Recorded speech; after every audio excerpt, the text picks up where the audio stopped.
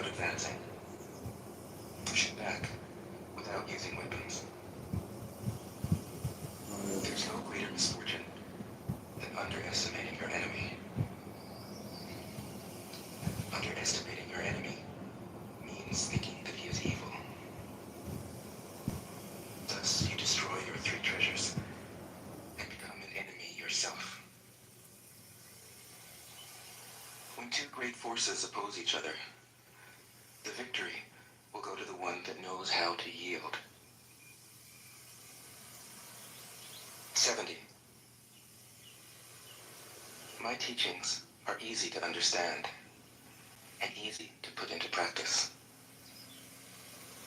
Yet your intellect will never grasp them, and if you try to practice them, you'll fail. My teachings are older than the world. How can you grasp their meaning? If you want to know me, look inside your heart.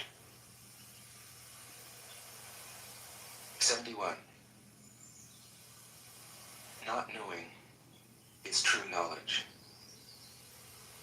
Presuming to know is a disease. First realize that you are sick, then you can move toward health. The master is her own physician. She has healed herself of all knowing. Thus, she is truly whole. 72. When they lose their sense of awe, people turn to religion. When they no longer trust themselves, they begin to depend upon authority. Therefore, the master steps back so that people won't be confused. He teaches without a teaching, so that people will have nothing to learn. 73. The Tao is always at ease. It overcomes without competing, answers without speaking a word, arrives without being summoned, accomplishes without a plan. Its net covers the whole universe, and though its meshes are wide, it doesn't let a thing slip through. 74. If you realize that all things change, there is nothing you will try to hold on to. If you aren't afraid of dying, there is nothing you can't achieve.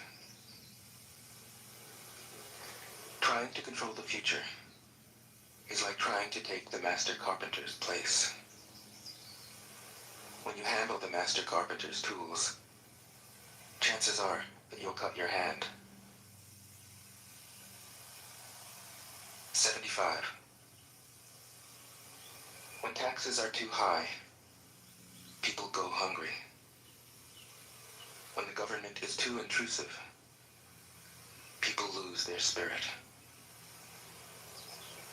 Act for the people's benefit.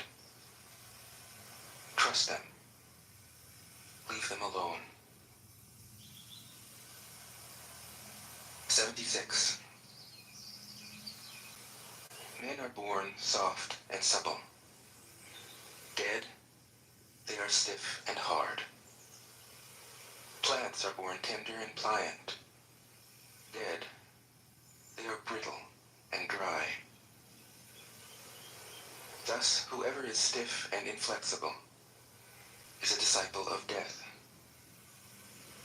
Whoever is soft and yielding is a disciple of life. The hard and stiff will be broken. The soft and supple will prevail. 77. As it acts in the world, the Tao is like the bending of a bow. The top is bent downward. The bottom is bent up. It adjusts excess and deficiency so that there is perfect balance. It takes from what is too much and gives to what isn't enough. Those who try to control, who use force to protect their power, go against the direction of the Tao. They take from those who don't have enough and give to those who have far too much. The master can keep giving because there is no end to her wealth. She acts without expectation, succeeds without taking credit, and doesn't think that she is better than anyone else. 78. Nothing in the world is as soft and yielding as water. Yet for dissolving the hard and inflexible, nothing can surpass it. The soft overcomes the hard.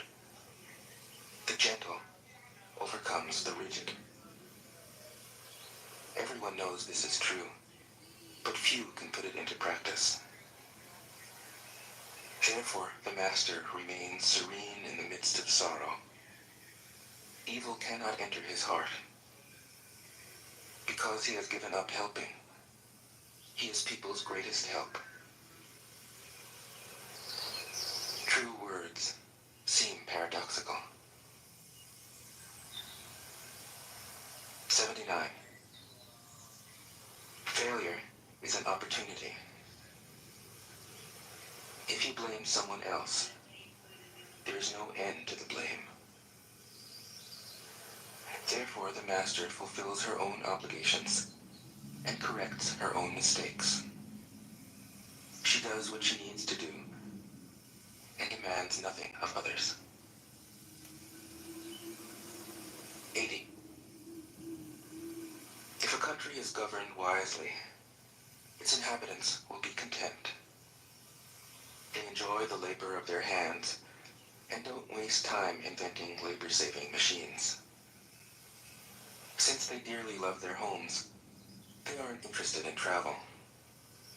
There may be a few wagons and boats, but these don't go anywhere. There may be an arsenal of weapons, but nobody ever uses them. People enjoy their food, take pleasure in being with their families, spend weekends working in their gardens, delight in the doings of the neighborhood. And even though the next country is so close that people can hear its roosters crowing and its dogs barking, they are content to die of old age without ever having gone to see it. 81. True words aren't eloquent. Eloquent words aren't true. Wise men don't need to prove their point. Men who need to prove their point aren't wise. The master has no possessions. The more he does for others, the happier he is.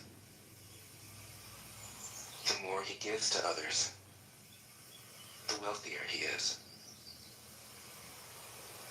The Tao nourishes by not forcing. By not dominating, the master leads.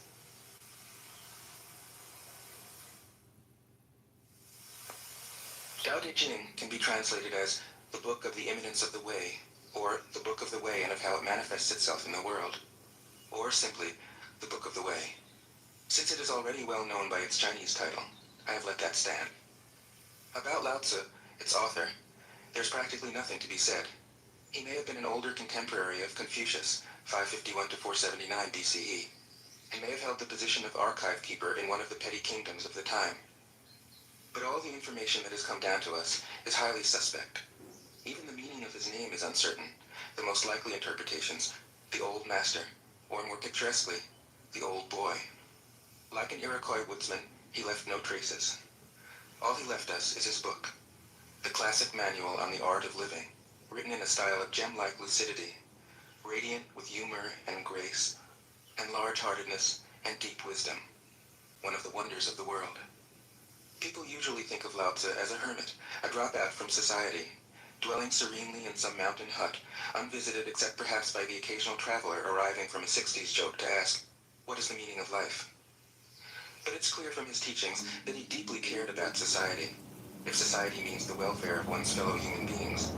His book is, among other things, a treatise on the art of government, whether of a country or of a child. The misperception may arise from his insistence on wei wu wei, literally, doing, not doing, which has been seen as passivity. Nothing could be further from the truth.